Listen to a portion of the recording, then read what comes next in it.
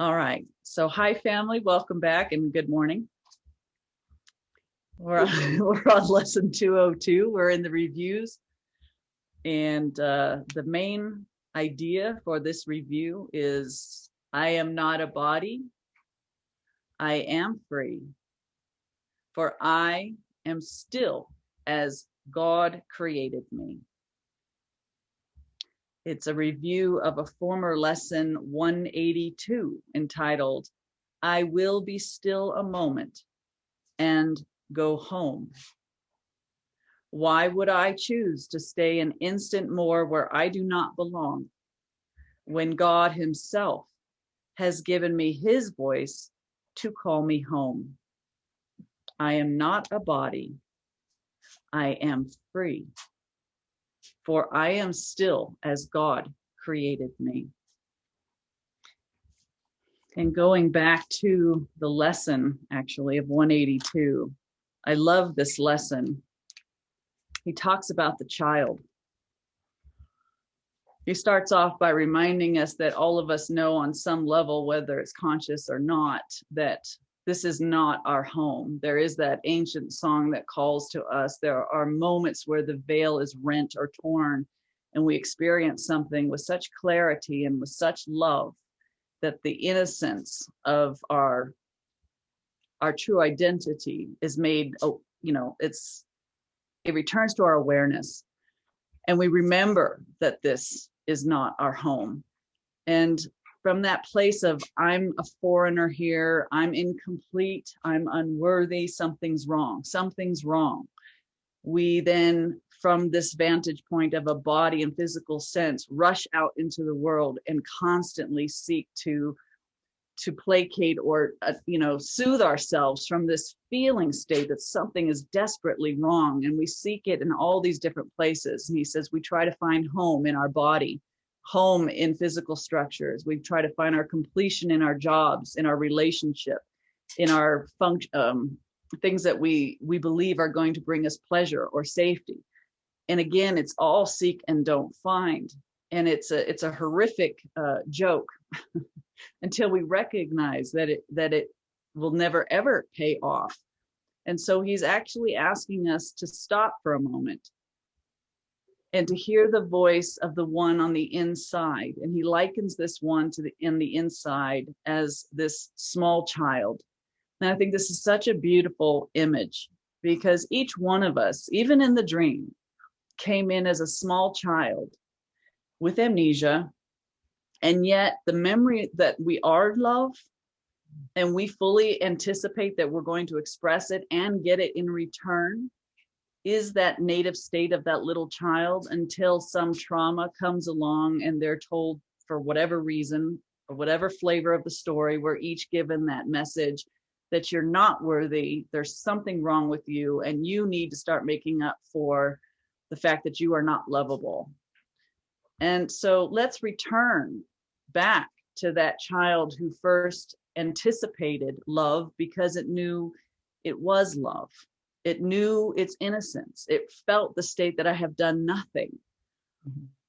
So this memory, this lives in our mind of where we're from, how we are, what we are, safety and love, and above all, completely innocent. He says, give this child a moment of rest, because while we keep seeking externally, we're ragdolling, we're just dragging this child around and asking it to be so unnatural, so uncomfortable. And he says here, this child needs your protection. He is far from home. He is so little that he seems so easily shut out, his tiny voice so readily obscured, his calls for help almost unheard amid the grating sounds and harsh and rasping noises of the world. Yet does he know that in you still abides his sure protection? You will fail him not. He will go home, and you along with him. He says, this child is your defenselessness and your strength. And another words of way of saying that is this child is the memory of our innocence. The child's name is Christ. The Christ lives where we are at home in our mind, a thought in the mind of God. And that state that returns us to the awareness is the felt state of our incorruptible, inviolable, unchangeable, permanent innocence. And that's the truth, because the separation was impossible, inconceivable to God. It never did occur, but only felt like it did in a dream. So it's that letting, being still, returning, going inward, protecting that child, giving it a home and a place within our thought. And he says, just for a little while. It's almost like he knows us very well. We can do that for a short time, give that child a reprieve, a rest, some peace, before we pick up the torch and try to, be something else that we're not for a while. But this is the practice. Yeah. And, sis, this morning I was a bit ruffled, to be honest. I had so many things to do. And I thought, boy, I better review this lesson before we come on here, just read through it. And it's interesting, I didn't get past the first paragraph. And what came was a spontaneous guided meditation. Oh, beautiful. So I was like, I've got to be honest, guys. I was like, I don't have time for this. So typical. Yeah, that's the ego right there. I'm like, no, and I'm lousy at meditation. I mean, guided meditation. All the ego was just going crazy. I've intercepted it and said, okay, I do have time, and I can do this. So I thought, well, okay, it's spontaneous. It came within 5 minutes or so. So maybe we should go through this guided meditation. What do you think? You think? Oh, heck yeah. There's nothing I'd rather do. Yes. Okay, so I joined with the intent, in the intent with Holy Spirit, that this be a felt experience, because when we really feel it, even if it's just for an instant, we've collapsed 1,000 years of linear time, which is 1,000 years of suffering. Yes. Right? So why not go into the felt experience? Yeah? Perfection. Yes, thank you. Make it real. Make it Take anchor. a head and smack bang into the glorious heart. Yeah. So what I'm going to ask is if you're driving right now, don't do this. Do not do this, all right, while you're driving. See our disclaimer down in the show more notes anyway. Only do this guided meditation when you actually have 7 minutes or 10 minutes free, okay? Because I'm going to ask you to close your eyes and to listen.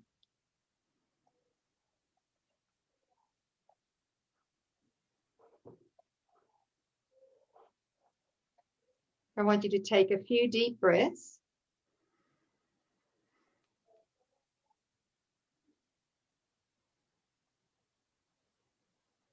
Set your intent to be still.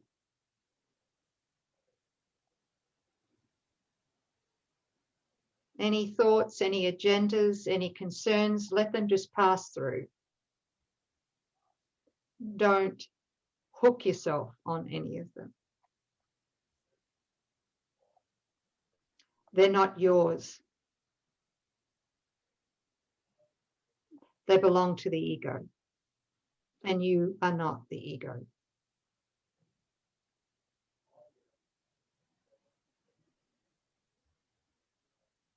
Imagine that you've set your intention to meet with the most beloved child of God.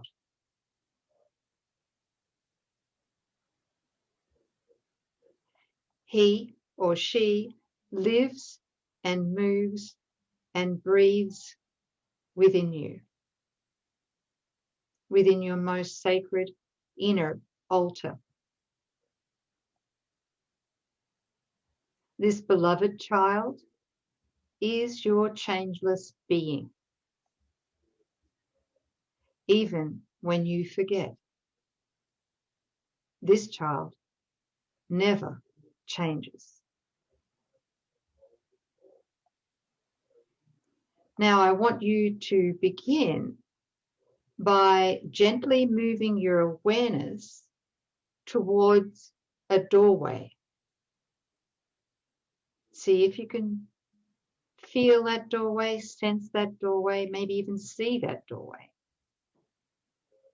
Move your awareness towards it. This is the doorway to your inner altar, where the child of God resides.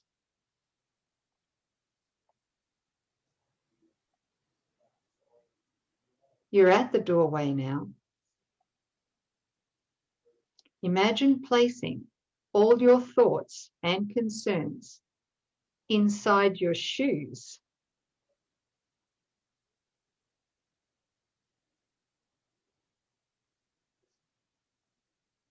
Put all of your concerns in your shoes. And then leave your shoes there at that doorway. Don't take your shoes into the altar chamber. Take a few deep breaths and then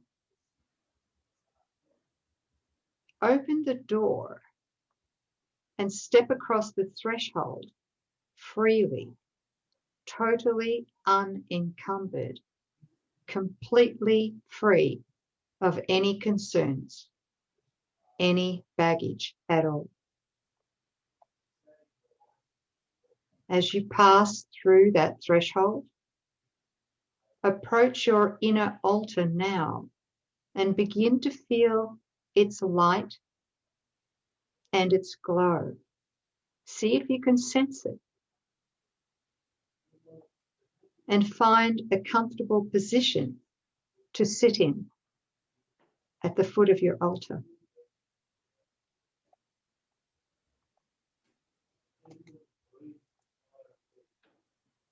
Still breathing gently. Be still.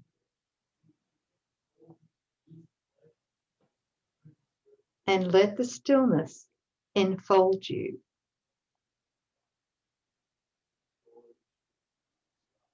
Breathe deeply into that stillness.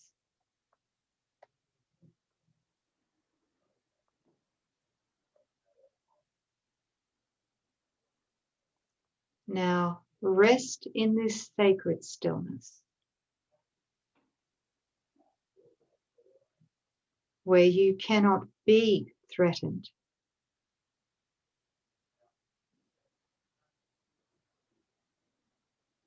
All the angels in heaven surround you here.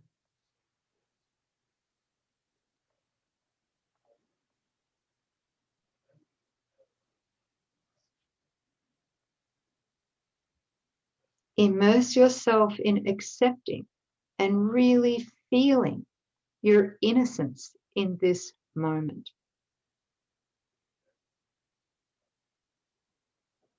Breathe your innocence in deeply.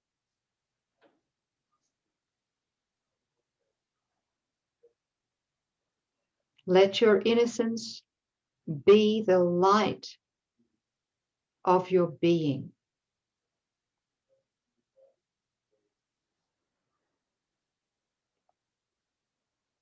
And allow each breath of innocence fill your being with light.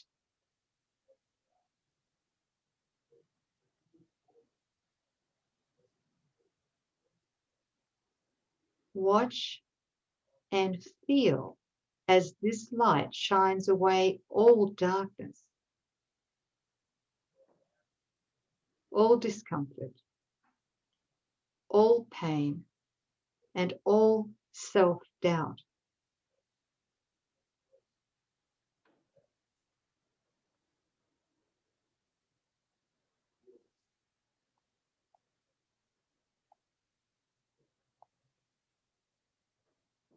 Stay within your heart center and breathe slowly. Then make a statement to yourself, to Holy Spirit, and to God Himself.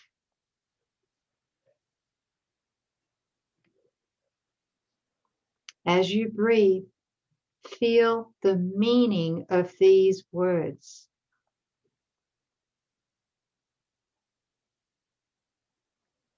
I will be still an instant and go home. I will be still an instant and go home. Feel the light of your being increase and extend outward to touch everyone and everything.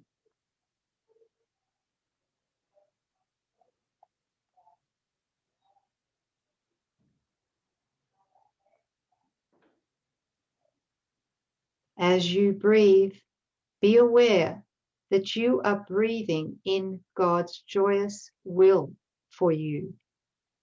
This is God's joyous will for you. As you breathe, you are joining with the love that you are, with the innocence that you are.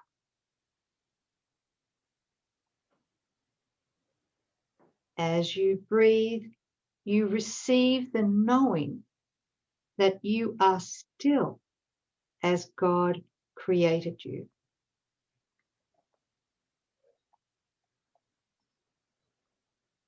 I am not a body. I am still as God created me.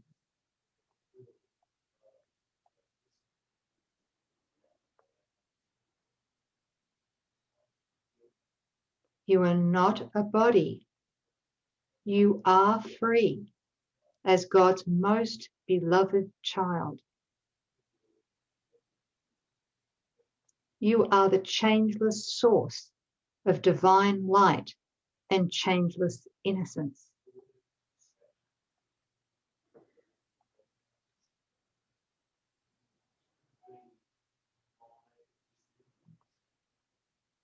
As you glance upon your inner altar,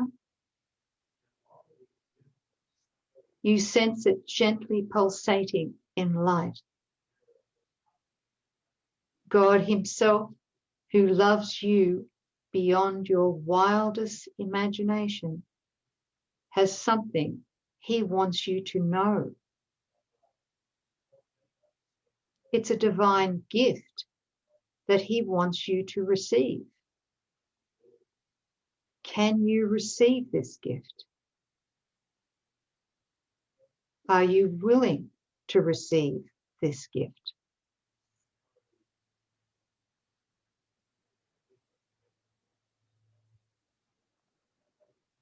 Can you feel the essence of this gift that He's longing for you to accept and receive?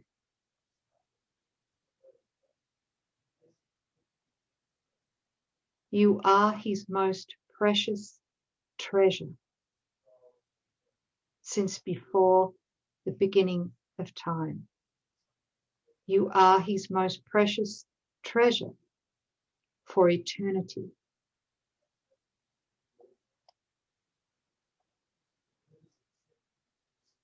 You know that by your graciously receiving this gift, you and God are both filled with joy.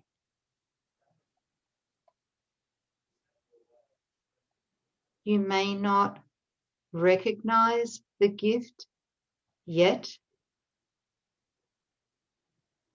but all you're asked is to open your heart and receive it. It doesn't need your recognition right now. If you do recognize it, good. If you don't recognize it, good. Know pressure. Just open your heart to receive the gift, and it will be known to you in divine timing.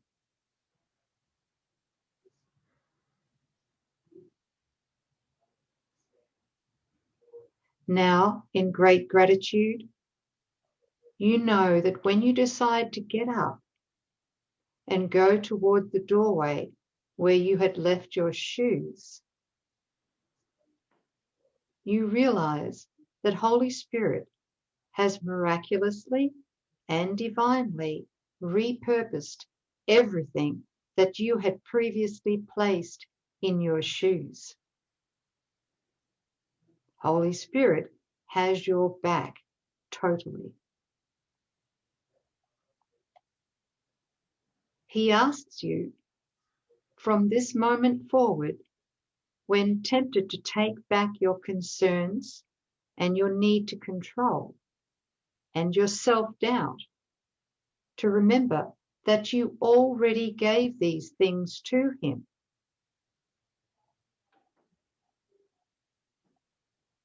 And now he asks you to trust implicitly that he will guide you in every moment that you turn to his guidance instead of to fear.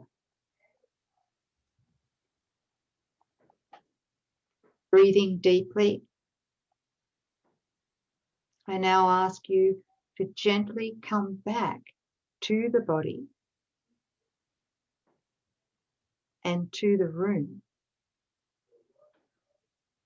And when you are ready,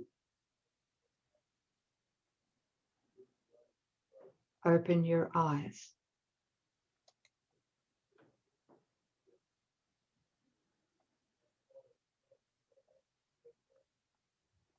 Thank you.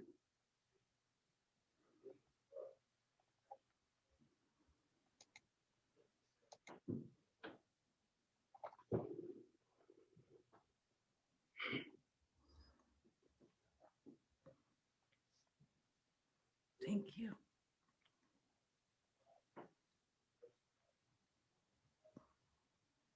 Thank you.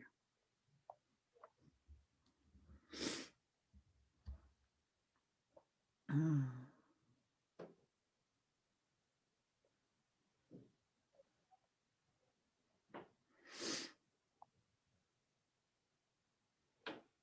Mm.